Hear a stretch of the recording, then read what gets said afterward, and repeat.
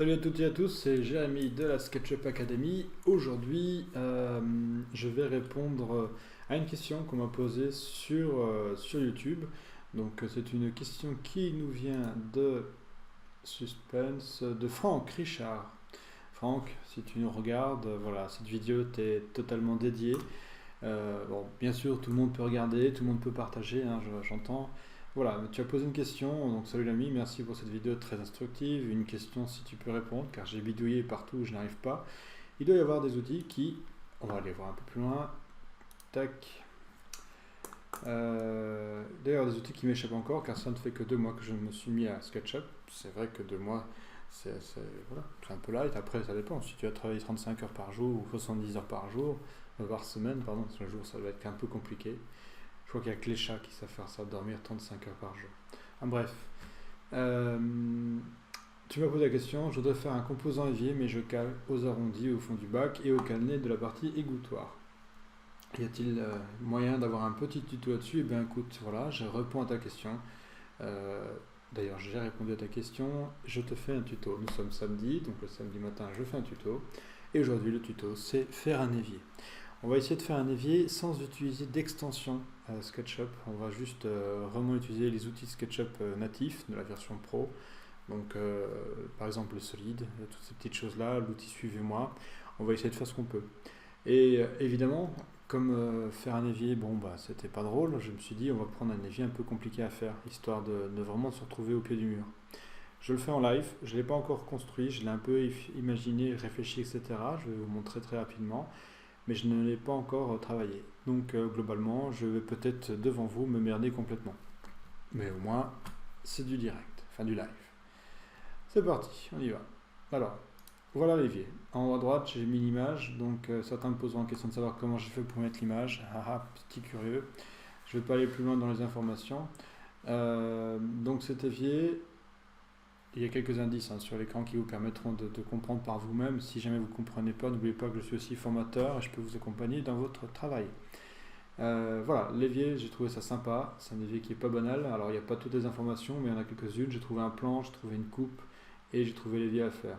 D'accord. Donc, ce qu'on va faire maintenant, c'est s'organiser correctement pour faire les choses bien. Tac.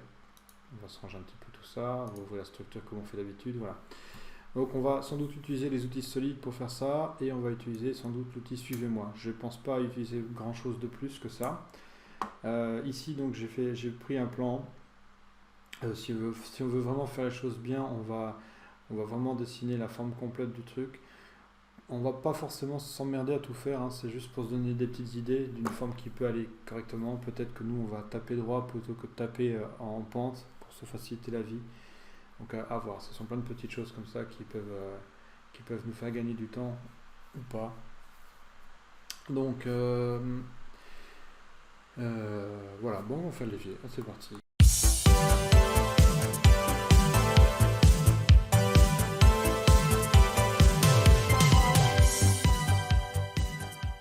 On va faire un évier qui fait hop, donc il va faire 900 par 610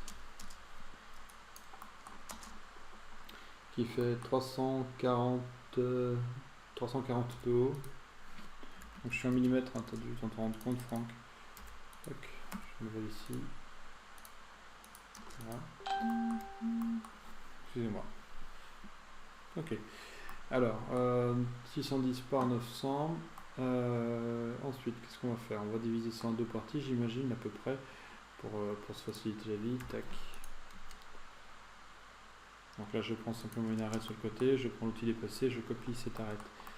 Ensuite, là, je n'ai pas vraiment de dimension, j'ai pas envie de forcément reposer le plan, le dessiner à l'échelle. Donc, ce que je vais peut-être d'abord faire, c'est me faire d'abord le cadrage. On voit que donc c'est droit. Alors on pourrait pareil faire des petits chanfreins déjà si tu veux pour faciliter la vie. Mais on va pas le faire, on va le faire à la main. Tac, là on va faire quoi? On a 4. 4. Non, c'est 40, pardon. Ou 35. Allez, 35, ça me va bien. Voilà, donc comme ça on commence doucement mais sûrement à se donner déjà des dimensions. Ah, bah là on est déjà encore trop de toute façon, puisqu'il y a toute cette hauteur. Est-ce qu'on a la hauteur? On a 200 ici. Non. Bon allez, on va dire 7 cm. On va descendre de 70. Allez, 90. 80, c'est pas mal. Qu'est-ce que vous en pensez si on fait ça et ça? Allez, hop. Voilà. Ensuite, je vais marquer rapidement avec l'outil ligne. On va essayer d'arrondir toujours à des chiffres toujours un peu justes. Voilà. Ça, on va le descendre de 35. Tac, 40. Pas mal. Et puis ensuite, on va refaire pareil ici. Un rectangle jusqu'à l'autre côté. Je maintiens la touche mage. C'est vachement pratique et je vous montre ça. Alors la touche mage, vous avez vu que ça m'a fait du rose. Le rose, c'est super pratique. Ça permet de rester à plat sur une surface. Donc vous avez là, bien sûr, la flèche du haut bleu, la flèche de gauche le vert, la flèche de droite le rouge, et puis la flèche du bas le rose ou magenta. Ça permet souvent de, quand vous faites une forme rectangulaire ou un élément classique, de pouvoir être parallèle à la surface sur laquelle vous travaillez. Donc si vous le faites en plus en étant en mode mage, ce qui est bien, c'est que vous pouvez le dessiner à côté. Vous voyez, et c'est mis au même niveau. Donc quand vous êtes en oblique, en diagonale, en oblique, en pente, ce que vous voulez, c'est super pratique pour dessiner la même forme sur le côté. Donc là, on va redescendre d'un coup, on va déjà descendre ici, et puis là, on va redescendre quand même de 10. Voilà. Ça, c'est déjà pour faire une première partie. Alors, ensuite, on peut prendre l'outil arc pour faire, pourquoi pas, on pourrait faire tous les chanfreins, etc. au bord. Là, si tu veux, Franck, faire vraiment tous les chanfreins au bord, tu vas en baver. Donc ça va être long, ça va être compliqué. Donc là il faudrait utiliser un outil. Donc il y en a un qui s'appelle Fredo. Je ne vais pas l'utiliser là parce que je ne vais pas le faire, mais tu pourrais utiliser l'outil Room Corner ou Fredo Corner de Fredo 6 en fait, que tu ne trouves pas dans la banque d'extension classique de SketchUp, mais sur le site Sketchucation. Donc c'est assez pratique, ça permet de faire voilà, tous tes chanfreins. Donc concrètement avec l'outil Sketchucation, je ne me serais même pas embêté à faire autant de complications. Je vais faire un trou, je vais aller vite. Là, je ne vais pas aller aussi loin puisque l'idée c'est de ne pas tout faire et de faire surtout le plus propre et le faire qu'avec SketchUp. Donc ici, excusez-moi, tac, je vais bloquer ça, tac, là j'ai fait une arête. Cette arête, je la sélectionne pour dire je veux une arête qui fasse quelque chose de propre, on va dire aller à 15 mm. Voilà. Ensuite, je fais un petit pouce étiré et je descends. Ça en a moins déjà ça. Je reprends mon outil arc, je me repose ici, double-clic, hop, ça me refait exactement le même type d'arc et la même dimension d'arc que celle que j'ai fait juste avant. Certains n'ont pas compris, c'est pas grave parce que j'ai encore deux coins, donc profitez, regardez bien, attention, je me mets sur la surface, je ne me mets pas sur une arête, double-clic, hop, double-clic, puis comme c'est fait, pouce étiré, double-clic, mais là, vu que c'est un peu plus haut forcément, tac.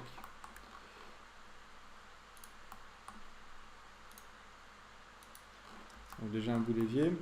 Ensuite, on va refaire les petites parties qui redescendent. Donc, alors là, c'est même plus en bas. C'est soit on reprend d'en haut, ça a l'air pas mal vu d'en haut. Je peux reprendre comme ça. Alors, j'aime pas trop reprendre parce que quand je fais ça, je ne retrouve pas l'arc complètement. Donc, je prends un peu plus bas. Voilà, tac. Donc ici, tu peux tout simplement taper ça, faire une copie pour l'avoir déjà ici. Tac. Si tu as besoin de refermer la surface, tu repasses ta ligne dessus, ça referme.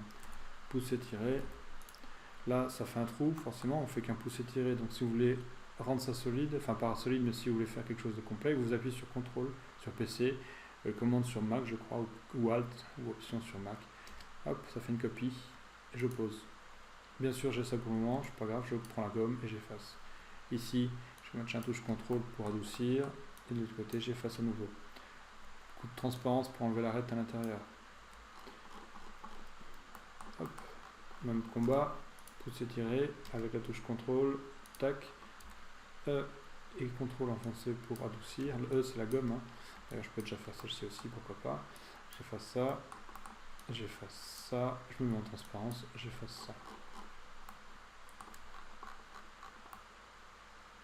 Alors, vous avez vu que mes arêtes sont un peu bizarres, elles sont rouges et bleues, c'est parce que j'ai un style visuel qui permet de distinguer les arêtes de couleurs, ça me permet de mieux comprendre les conneries que je fais.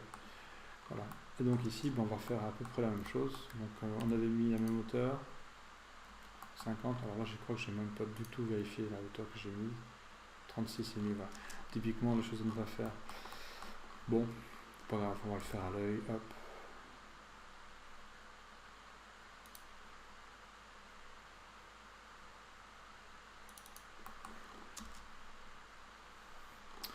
Alors ici, on peut faire ça, transposer le guide, comme ça j'anticipe pour pour la prochaine guide à faire. Tac tac, j'efface, transparence.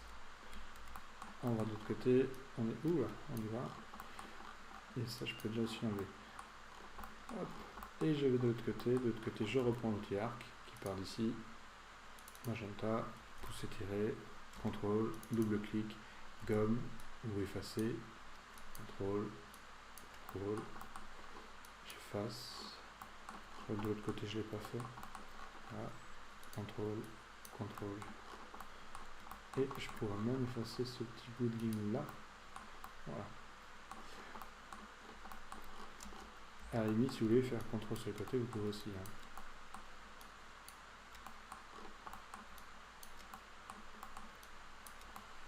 Voilà. J'efface mes guides.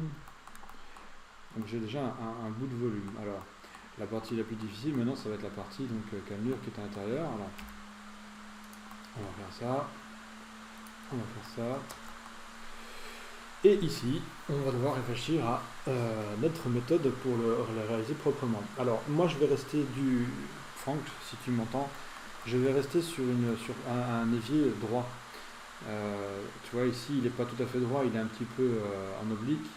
Alors, si tu veux le faire en oblique, à la main, tu vas vraiment de nouveau embaver. Donc, round corner sera plus pratique en oblique. Ici, on va faire un truc droit.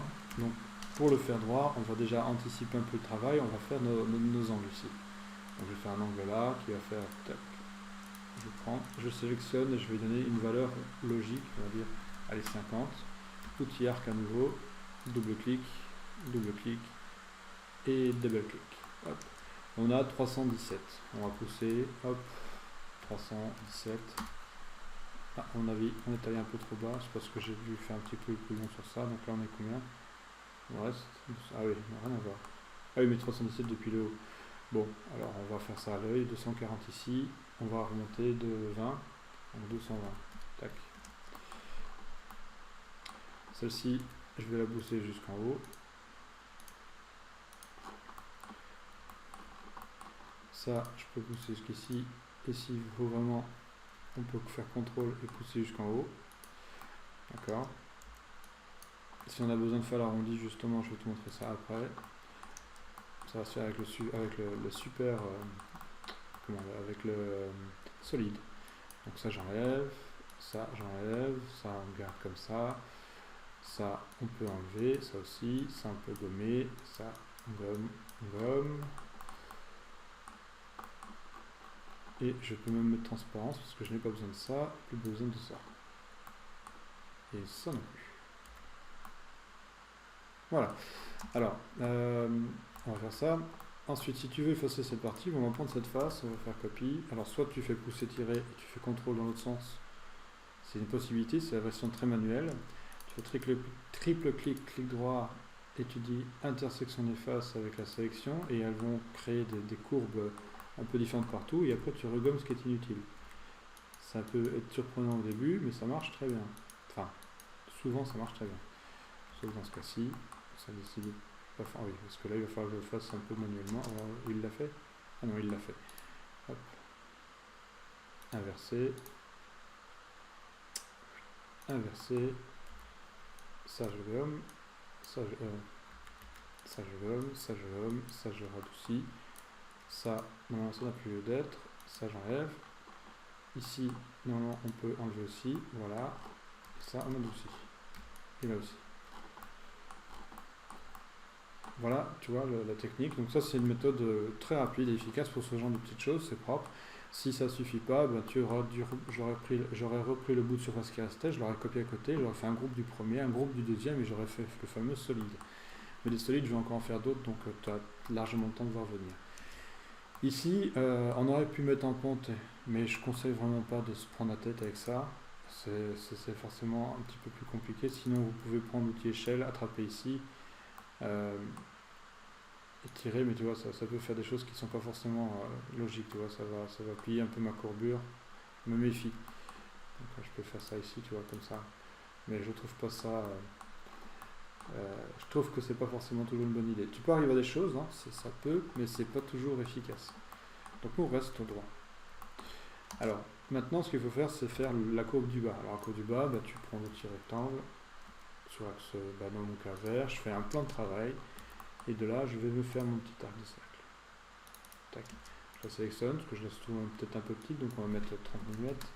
Je le fais exprès trop large, trop grand, etc. pour que ça soit plus clair. Ici, c'est très simple. Tu prends l'outil Suivez-moi, tu cliques sur ta surface, et soit tu le fais manuellement, soit, on va le faire dans ce sens-là, plutôt si on peut partir. Non, il ne veut pas. C'est toujours pareil. Hop, on va faire plutôt dans ce sens-là. Comme ça, c'est déjà blanc. Tu as remarqué, quand vous cliquez sur la surface blanche, ça devient blanc. Quand vous cliquez sur la face intérieure, ça devient couleur intérieure. Et donc là, je clique dessus. Et après avoir cliqué dessus, je vais tout simplement utiliser la touche Alt de mon clavier et bouger la souris pour lui dire ça m'intéresse, voilà. Il a détecté la zone, il n'y a plus qu'à cliquer pour qu'il finisse le travail. Et donc là après, même combat, hop. Alors, je pourrais le faire à la main, hein. Je pourrais le faire plus automatisé, mais j'aime bien avoir quand même un suivi de ce que je fais. J'utilise la gomme, je maintiens la touche contrôle pour adoucir les arêtes.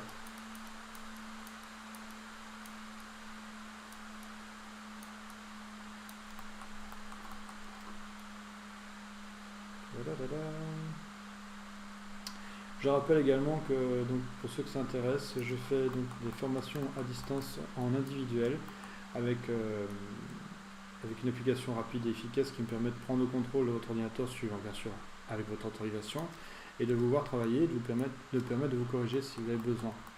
Je fais pas mal de... En plus, c'est la période Covid, donc je fais d'habitude une formation à 42 € de l'heure. Là, je vous fais à 35 €, format Covid-19.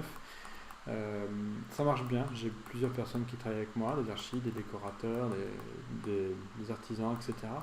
C'est quelque chose qui est assez fonctionnel, ça permet vraiment de contrôler et de travailler ensemble, d'avancer vraiment dans un projet.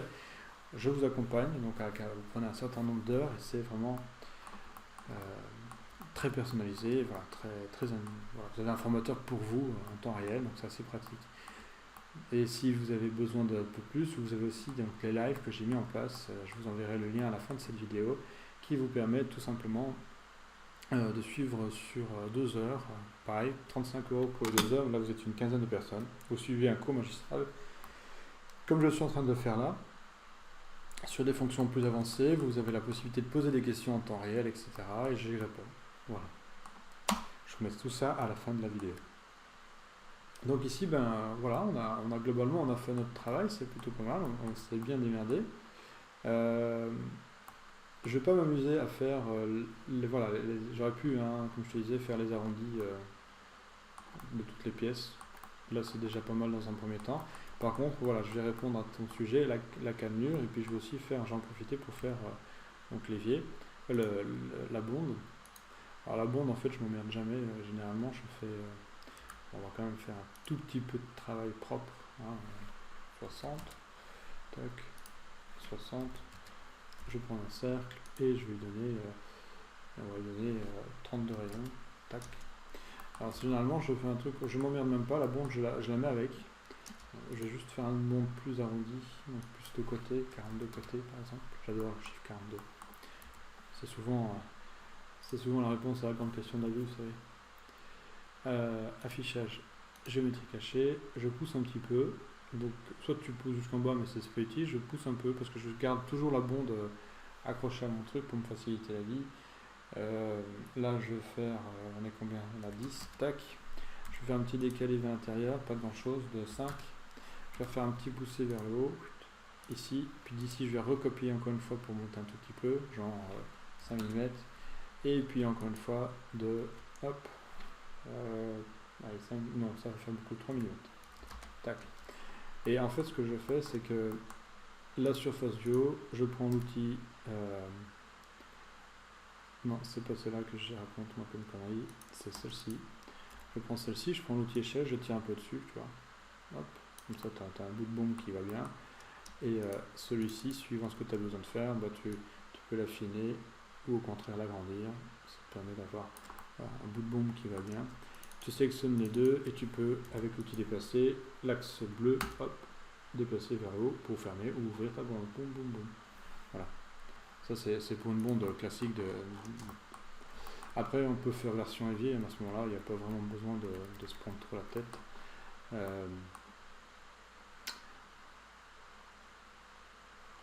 Hop, je vais refaire dans l'autre sens. Donc pour le coup, je fais une bande plus large. Ça, j'enlève. Je lève de 2 mm, d'1 mm. Je fais un décalage vers l'intérieur. Ça, c'est mon anneau. Ensuite, ça descend un petit peu comme ça, de 5,2 à 7 mm. Ouais, le mec professionnel du truc, n'est-ce pas? Et de là, le truc, l'astuce qui va bien, c'est de faire un cercle qui représente le fond de ton évier, là, tac, enfin, le fond de ton évacuation, merci.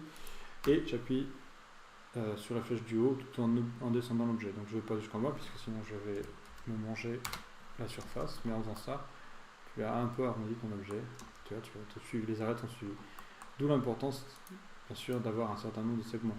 42, c'est déjà mieux que quand tu fais simplement du 24. Voilà.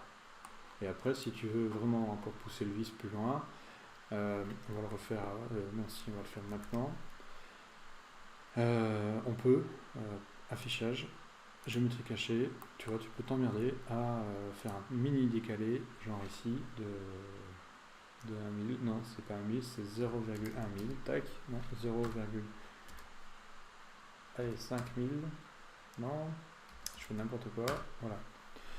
Et là, après, tu peux double-cliquer, double-cliquer, double-cliquer, double-cliquer, ainsi de suite, et tu peux après donner un petit effet sympa. Voilà, ça fait toujours son petit, ça fait toujours un peu, voilà, c'est un peu sympa, ça peut faire des petits trucs jolis. Après, tu peux pocher en noir et puis pocher le chrome en chrome, tout le reste. Voilà, ça c'était pour s'amuser un petit peu, un peu de détails. Maintenant, place aux cannelures en fait, ici. Donc les petites cannelures sont là. Alors, si on veut pousser le vis, donc j'ai vu qu'il y en avait plusieurs formats différents, des cannelures longues, droites, et puis des cannelures en forme un peu arrondie, etc. On va rester sur du droit. Pour faire des cannelures, il y a une technique qui marche très très bien. Alors, tu peux utiliser des solides, mais il est possible que certains d'entre vous n'ont pas forcément SketchUp en mode solide. Donc là, pour le moment, j'ai fait tout en mode gratuit. Enfin, pas que SketchUp en mode solide, je dis n'importe quoi. SketchUp en mode gratuit. Donc par exemple, SketchUp 2017 Make, qui a derrière version gratuite, ou pourquoi pas SketchUp en ligne, my.sketchup. Donc ici, je vais le faire sans solide. Donc je vais vous ouvrir un autre SketchUp pour vous montrer un peu le principe. Voilà. Le premier principe, bon, si on fait du solide, il suffit de faire un objet comme celui-là. C'est une arête que j'ai fait. Je l'ai refait monter droit et puis j'ai fait une petite courbe. Si je fais un solide, je prends cet objet, je le soustrais à l'autre objet. Mais là, on oublie ce principe-là. Nous, on va travailler sur ce principe ici. Et en fait, voilà, deux méthodes. La mauvaise méthode, celle de gauche, la bonne méthode, celle de droite. Mauvaise méthode, la surface qui est ici, elle est accrochée à ta surface de ton évier. Ce qui fait que quand tu vas faire un suivez-moi, hop, et je vais remonter, tac, il va mélanger un peu tes surfaces, tu vois, tu vas devoir enlever l'adoucissage, gommer toutes les arêtes, tout ça un peu chiante.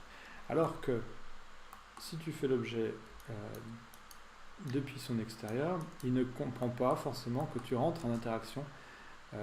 Tu crées un nouvel objet, donc il ne rentre pas tout de suite en interaction avec la surface. C'est-à-dire qu'il va la traverser, mais il ne va pas forcément comprendre qu'il y a une surface. Juste avant, quand je faisais cette méthode-là, forcément, il a déjà abîmé la surface, puis qu'il commence depuis la surface, donc pour lui, il y a déjà un sujet. Dans ce cas-ci, je vais y arriver, excusez-moi, tac. Dans ce cas-ci, il n'y aura pas de contact direct avec la surface, ce qui fait que quand tu vas faire ton suivez-moi, voilà, tu vois, il ne l'a pas rencontré. Donc, il suffit à ce moment-là, donc là pour le coup, c'est bien d'avoir la surface inversée, puisque quand on va l'enlever, la surface qui va nous intéresser sera blanche. Comme il ne l'a pas rencontré, tu vas pouvoir très rapidement sélectionner cette surface, faire un clic droit dessus, faire intersection des faces avec la sélection ou avec le modèle, dans notre cas avec le modèle, prendre de nouveau ce cylindre et l'effacer. Ensuite, effacer cette petite arête, celle-là, celle-là, celle-là, et tu as fait ta cannelure. Le petit arrondi ici permet de faire ce petit effet un petit peu cannelure courbée. Voilà, donc si on a compris le principe de la cannelure, ben je vais refaire exactement la même cannelure sur mon évier. Alors, on va faire ça presque bien. On va se mettre, hop, ici. Alors, non, ça c'est un petit peu débile. Donc, bon, on va rajouter quand même, allez, 10 mm. On va refaire pareil, on va le mettre ici, hop, et 10 mm. Pourquoi j'ai bougé? Parce que faire une cannelure au moment dans la partie courbée, tu vas te casser la tête aussi, donc on va éviter. Ensuite, je sélectionne ça. Là, il y a 1, 2, 3, 4, 5 courbures. Oui, c'est ça. J'étais plus sûr de moi là. Divisé par 5. Donc 1, 2, 3, 4, 5. Donc divisé par 4, puisqu'il est à l'original. Voilà, 5 courbures. Alors oui, ça aurait pu être un petit peu décalé, mais c'est pas le principe hein, pour moi. C'est juste de nous faire. Donc, je fais une ligne. Alors la ligne, hop, t'hésites pas. Même si vous voyez que là, je fais partie complète du dessin. Mais je la dessine plus loin. Ce qui fait que quand je vais faire mon cercle, que je vais faire ça dessus, donc on va aller jusqu'ici à peu près, et puis je vais tout droit vers le haut, tac. Une fois que c'est fait, je prends l'outil arc, et je viens faire ma courbure ici. Comme c'est pas encore en surface 3 dimensions, le fait d'avoir fait double clic en faisant la courbure, donc la tangente, c'est-à-dire bleu ciel c'est tangent de la ligne, et si je trouve le rose c'est tangente de ligne. Double clic, ça m'enlève l'élément qui est en dessous. Ça me plaît.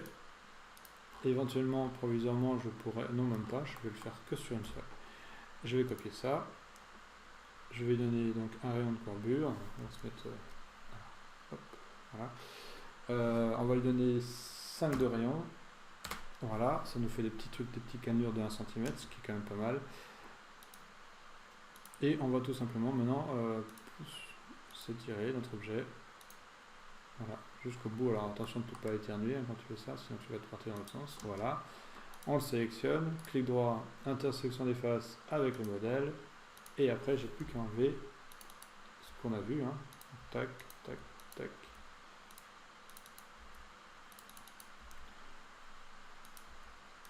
Voilà, et alors là la petite cerise sur le gâteau, je sélectionne ça. Outil déplacé, j'attrape ça, je me copie sur l'axe vert jusqu'ici et je multiplie par 4. J'enlève juste les petites fioritures qui restent, une ici, une ici, une ici et une ici. Voilà. Effacer les guides, j'ai fait mon évier. J'espère que ça t'a plu, j'espère que ça t'a été utile. Voilà, je t'ai fait un évier, j'espère que tu es content et que éventuellement ça te donnera envie de m'aider à vivre dans ce monde de brut en pourquoi pas proposant en venant en formation directement avec moi. Sachant que je te forme en SketchUp, je peux te former sur AutoCAD, je peux te former sur Affinity Designer, les photos qui sont des concurrents de Photoshop, et également au logiciel de rendu photoréaliste, aux extensions, etc.